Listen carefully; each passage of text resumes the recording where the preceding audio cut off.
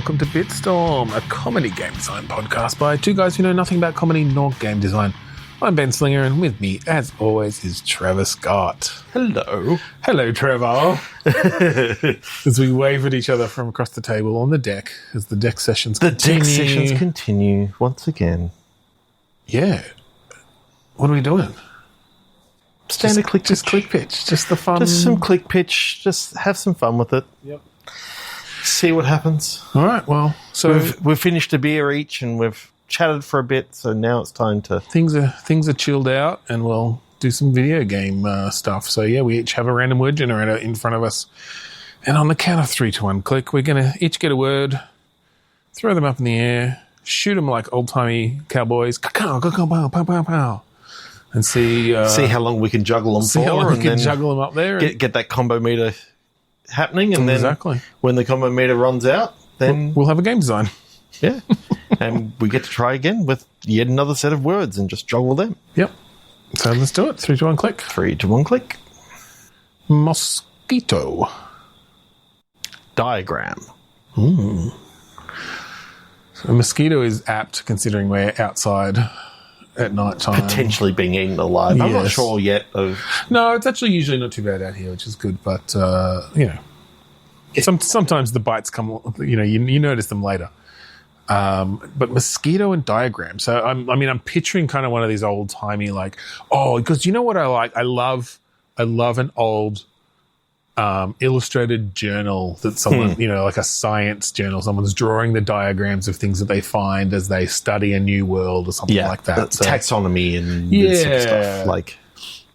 And I mean, what's kind of fun is, you hear the stories of people coming back from when they discovered Australia or something and describing a kangaroo, except they clearly weren't anatomical artists or whatever. So that it ends up being something completely different. So I kind of like the idea of you going out into this unknown world with diagrams and descriptions of the things you're going to run into, but they're inaccurate and based on, the forward team that went out there the first time and didn't know what they were seeing. Blood-sucking insects with, wings that, that cause high-pitched noise and all this other stuff. And it's like, it's a fucking mosquito. It's a mosquito. Exactly. Yeah, I feel like you could do some fun stuff there with... And it's not a deduction thing of figuring it out. It's more of a humorous thing as you discover these creatures and actually start to understand, as you're more of a scientist. It was the soldiers or whatever that came in and conquered the place or something that wrote the original descriptions. And you're having to figure out what these actual creatures are and how they could be domesticated or used for meat or used for different things. Or they're just cute. And therefore... Or they're just cute, exactly. But, of course, you've got to be very careful because you don't want to put a cute predator anywhere because, then they may... Yeah, you wouldn't want to put 3 cute predators in your home. No.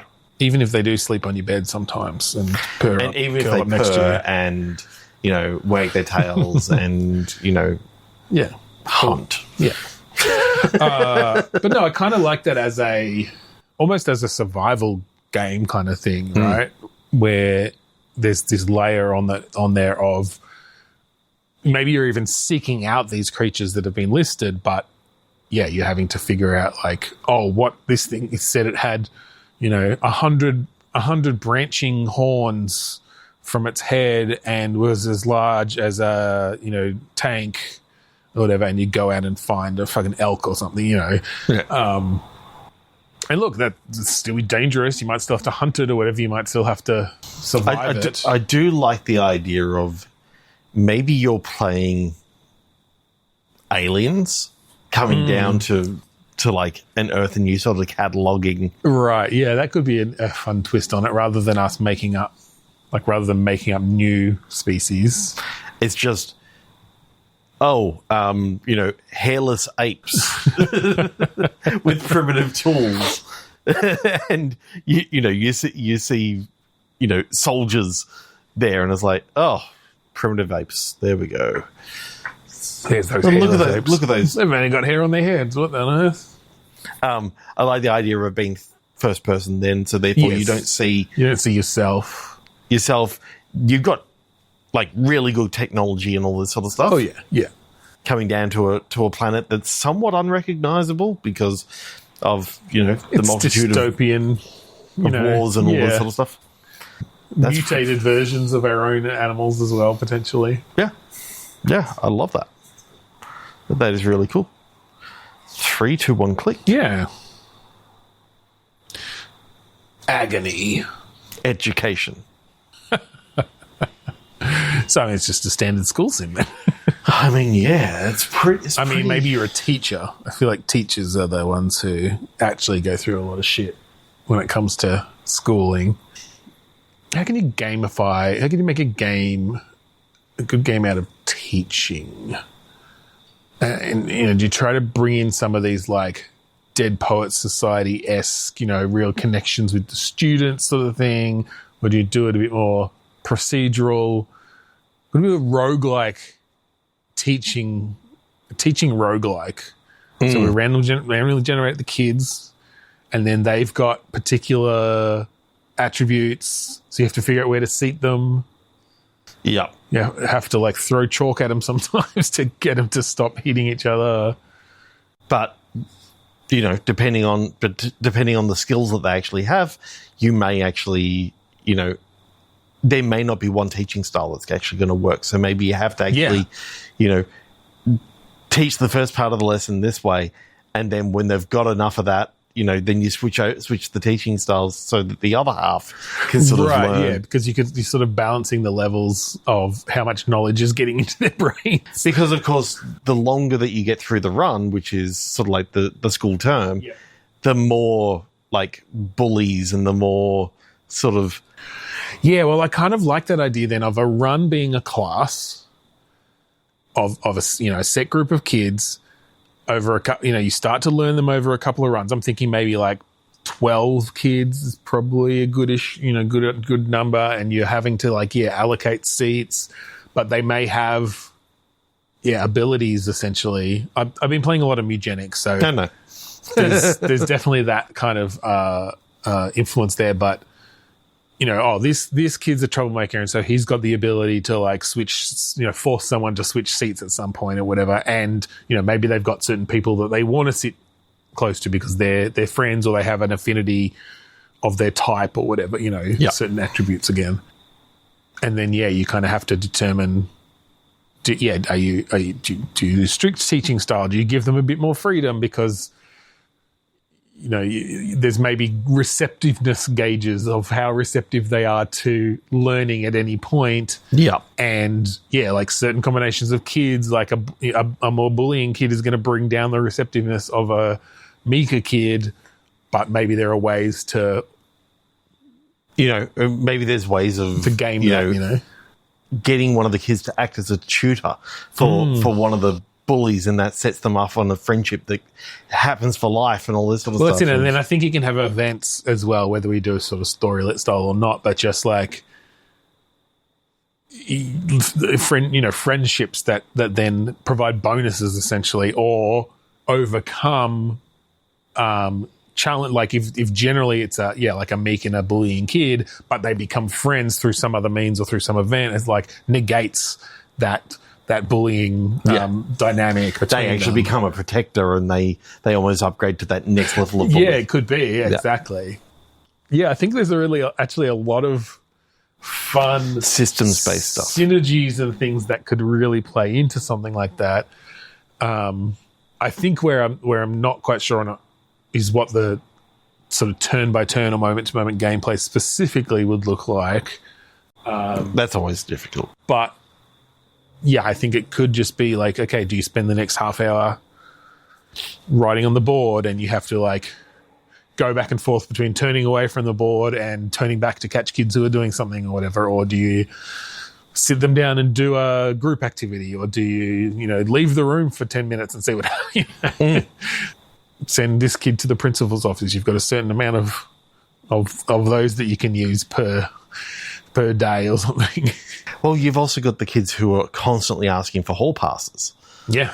And it's like, do you call their bluff and you stop them from going, but it's like, But then they might piss themselves. they might piss themselves. Or they'll need to go, they won't be receptive to learning. Like, are you better, that's going to be your goal at the end of this, is how much knowledge can you get into their brains? Yeah. And that, like, I think your boss is an exam or something at the end of the term, And it's not yours. Like, you're setting up your warriors to basically take on the boss. Yeah, exactly. You have to have trained them up well enough. I kind of like the idea of having to look into the syllabus and see, predict what's going to be on the test. And then you're teaching to that. Yes. Yeah. Yes. That's an interesting. So it's like, you've only got, 12 sessions or whatever it is to sort of get all this knowledge across. Yep. But it's like, what do you skip? What do you not, trying to. Yeah.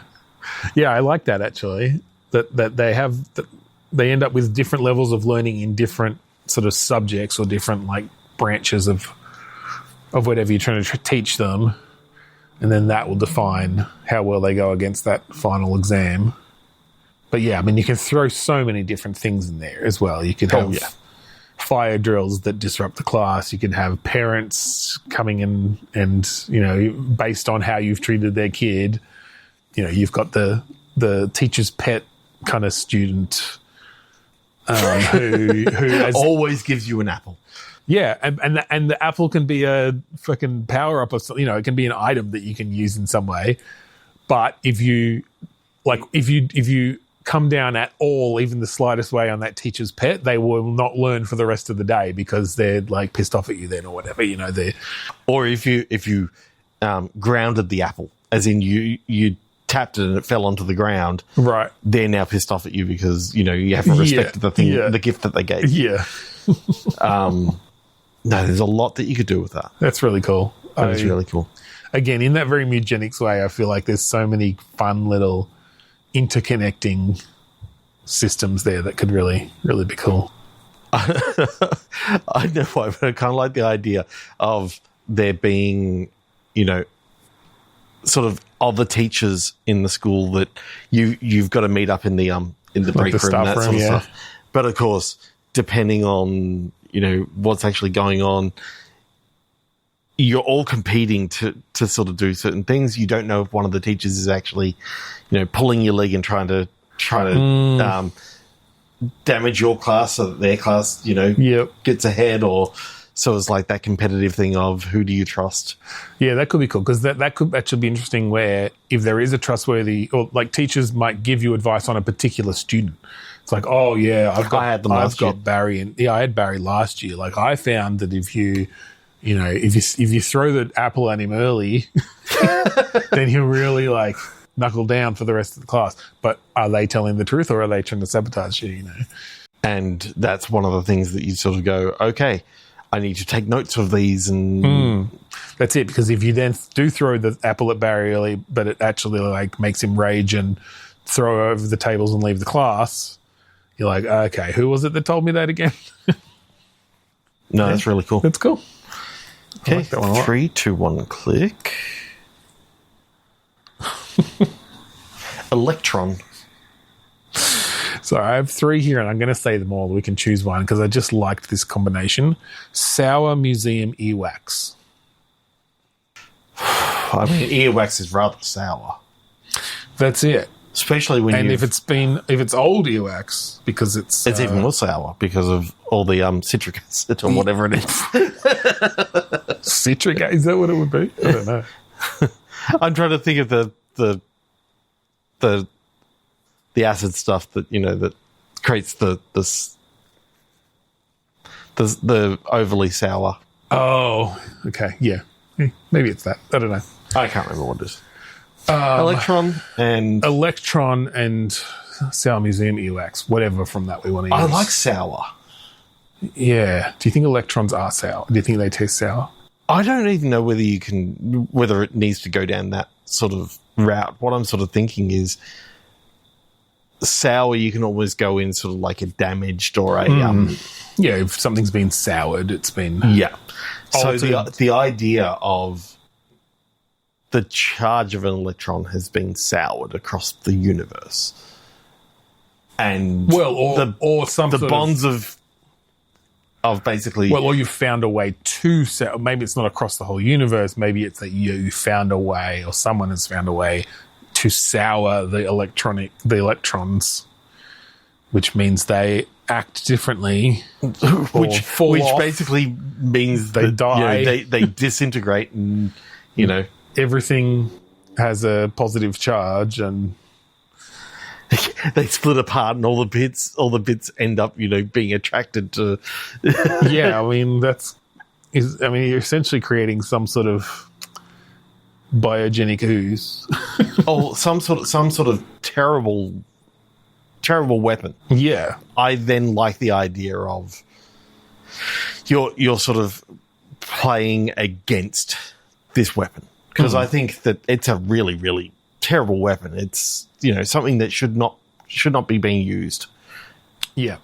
And I've been sort of looking back into the Ender's Game series recently with the whole way that ends being, kind of terrible. That like genocidal. Yeah, basically he fires this weapon that they were using to basically disintegrate everything into the home planet, and it instantly killed this whole other race. So it's Death Star situation. And then they told him that it was real and all this sort of stuff.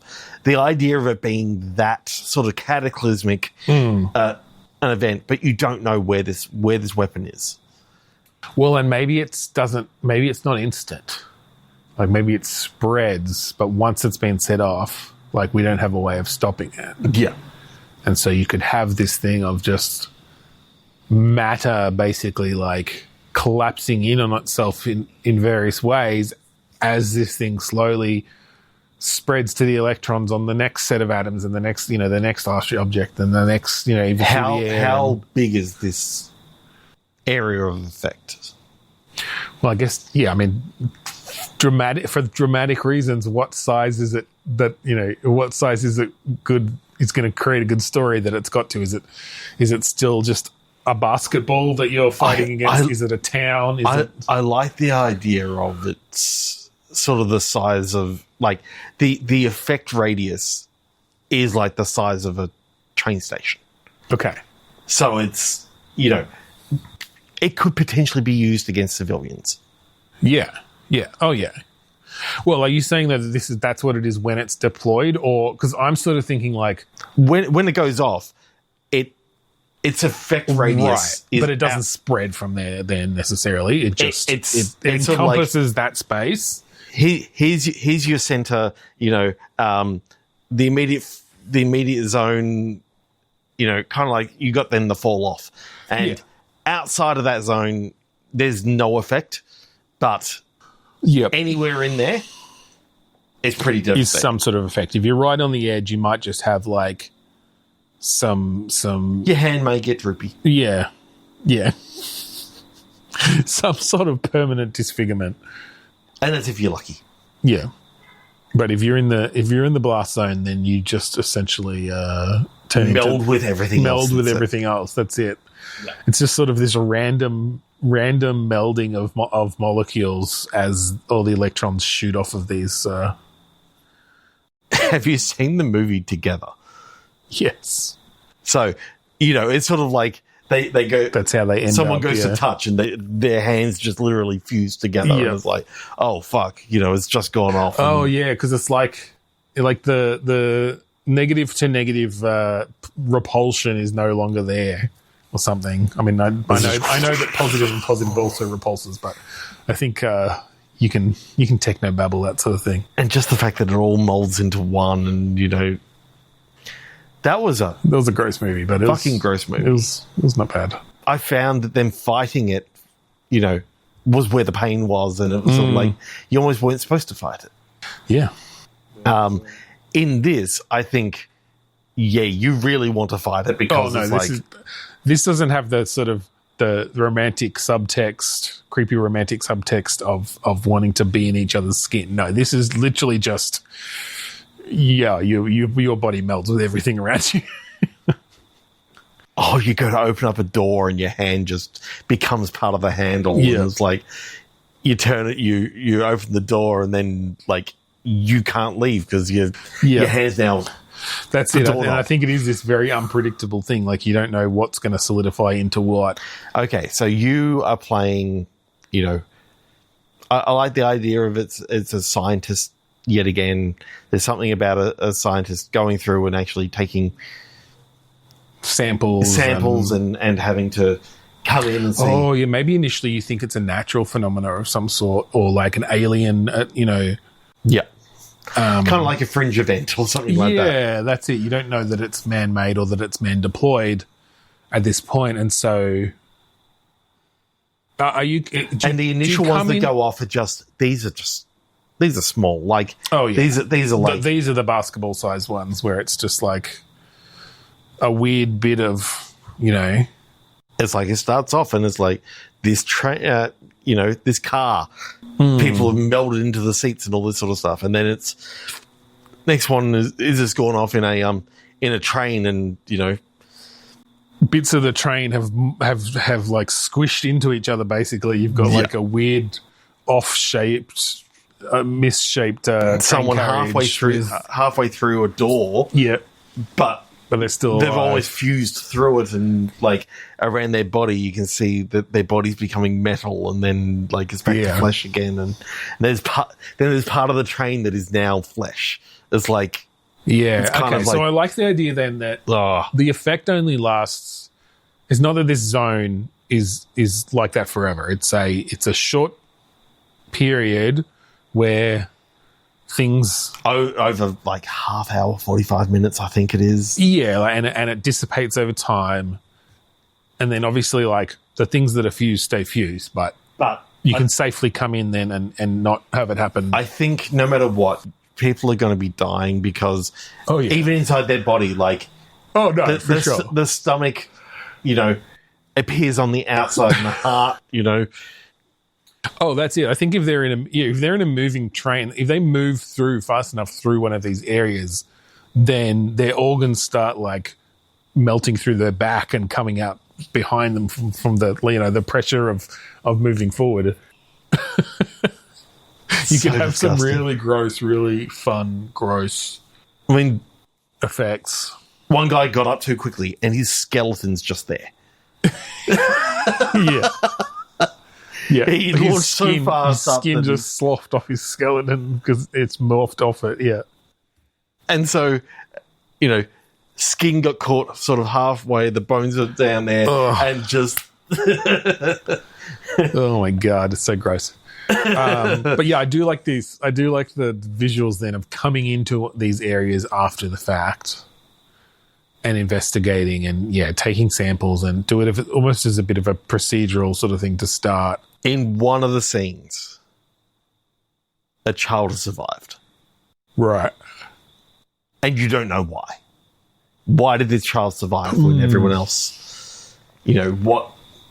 There's something about that. Maybe that's part of the clue that gives you. Like, is it because they just stayed still enough and there was nothing around them? They just like. They maybe had some minor intercellular damage sort of thing, but like they were so frozen for that sort of small amount of time. And that's sort of what gives you more understanding of how this works and how long it lasts for and what the effects are as you study this kid, and it kind of can give some of the exposition then around what this thing is. And then you obviously start to realize that, someone's doing this on purpose. This is actually an attack of some sort. And this is escalating. And it started in the car, then went to a train, then went to even like a soccer club or something like that. There's something about that. Like a local football game or something, and you'd got someone with the football melded in halfway through their leg and stuff. So they were kicking it right at that time. And their foot actually went flying, and got marked and is now part of their hands. Like, yeah, there's almost there's almost a deductive level of this, and it's not necessarily part of the gameplay. It's almost Easter eggs of figuring out what happened in these scenes based on what's melded into what later on, you know? And then you can use sort of like your Batman Arkham vision, detective vision to sort of go. If you need to, for certain things, yeah. It's like, oh, yep, this guy interacted with the football because his hands are leather now. Yeah. But I mean, I kind of like that even just as a world building thing. It's almost Easter eggs for paying attention, but you know, you have your level designers or your area designers. Obviously, they've thought this out. They've thought about what's happened, what's gone where, and like they're not all going to be in the same places they were necessarily when it happened. But sort of having it so the player can notice, like, oh, like, yeah, this guy was holding the ball because his hands are leather or whatever. God, it's rather disgusting. Yep. 3 to 1 click. Yep. Bathtub. Fireplace. Bathtub, fireplace. Places I like to get naked.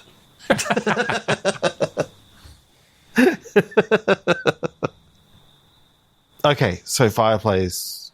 So what brings to mind? What this brings to mind is kind of intimate spaces, right? Like quiet, intimate spaces, cozy spaces.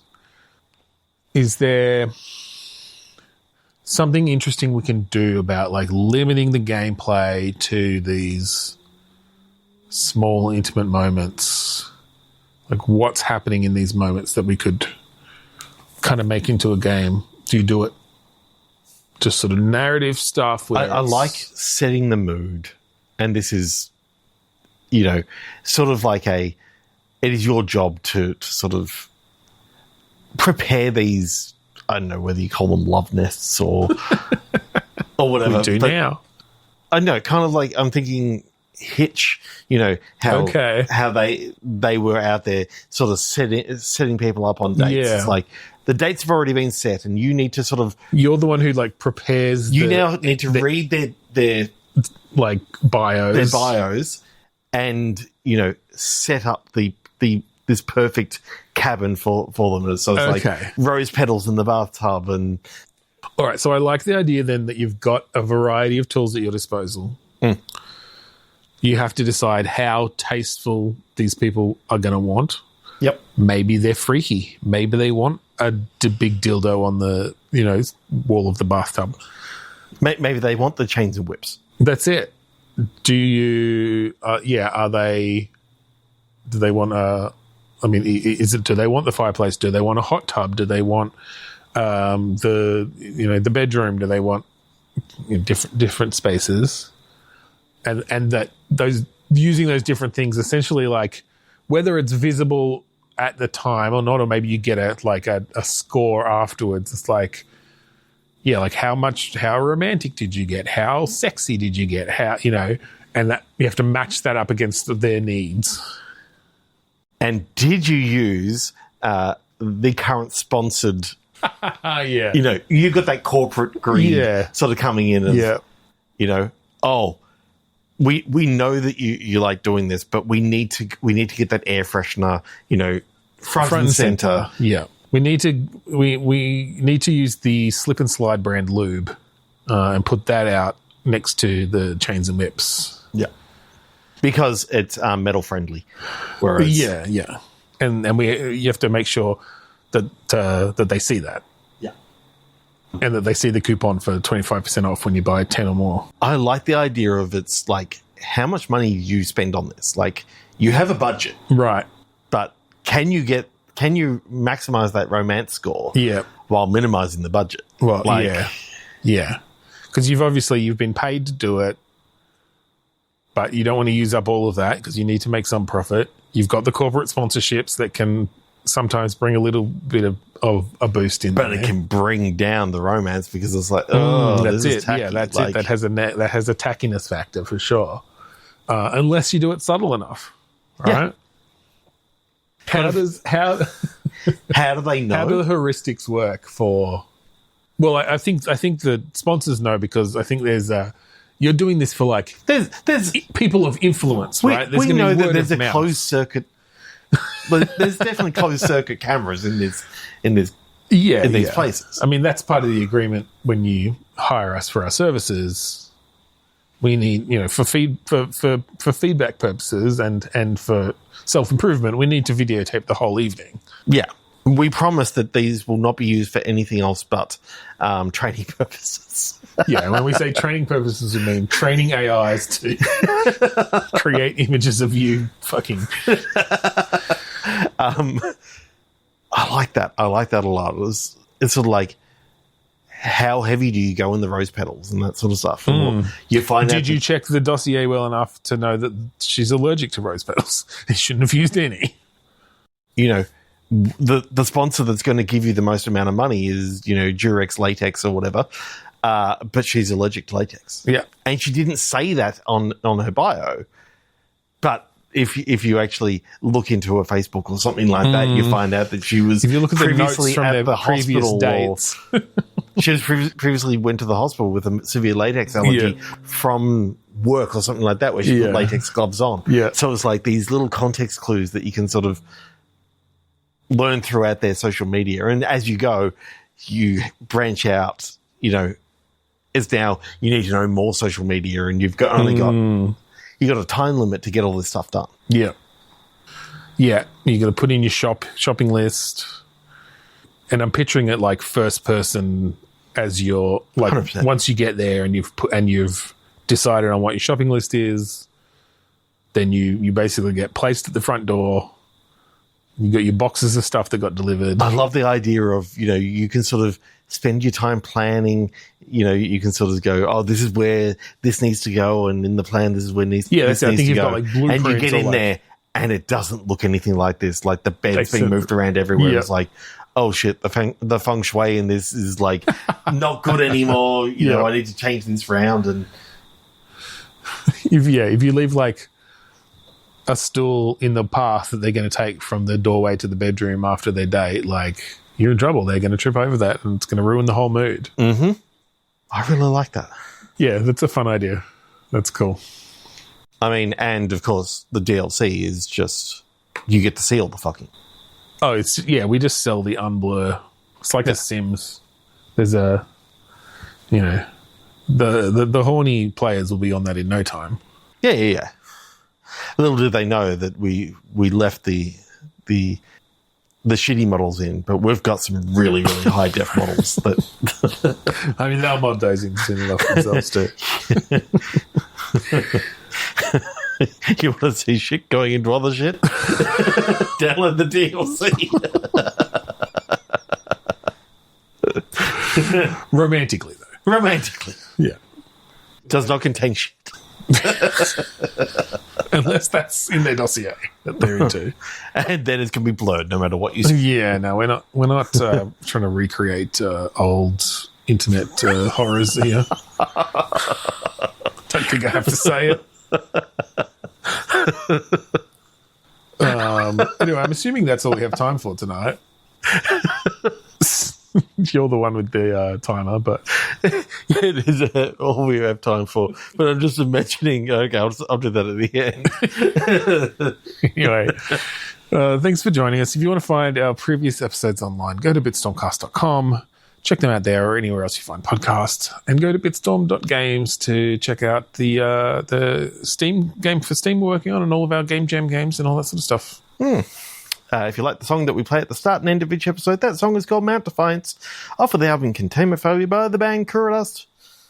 You can find that at kuradust.bandcamp.com. I think that's it. Yeah.